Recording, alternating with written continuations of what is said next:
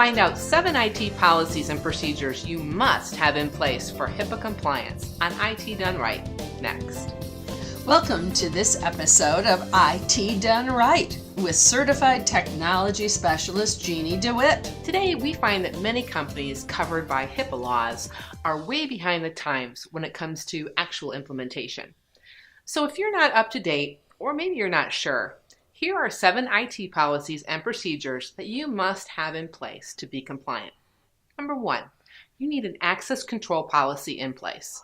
This needs to include things like how users are granted access to programs, client data, and equipment. It also needs to include how administrators are notified to disable accounts when needed. Number 2, you need a workstation use policy. Things like requiring secure passwords, monitoring logins, and limiting unsuccessful logins are just a few of the basics. Policies also need to cover basic security practices such as not allowing passwords to be written down or shared with others.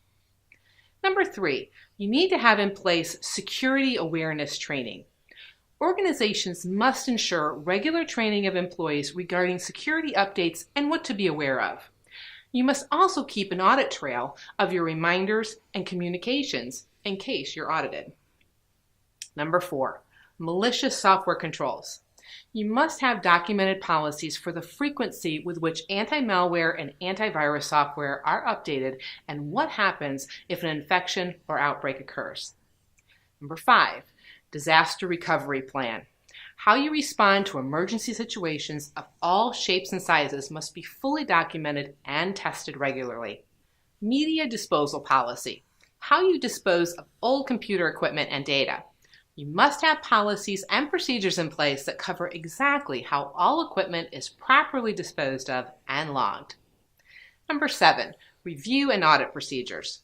There's much more to HIPAA compliance than the 6 items I mentioned. However, be certain also that whatever you do has a firm audit trail or log that shows that everything has been executed according to plan. These are just starting points. If you're subject to HIPAA or just want to make sure that your company is covered by these simple best practices, contact our office and we'll be happy to review these areas with you. And as always, I hope you learned something today and I look forward to seeing you on our next show. Thank you for watching this episode of IT Done Right with Jeanne DeWitt. For more great information, visit her website at hireanitexpert.com. Also browse the other shows found right here at Toledo Biz TV Shows.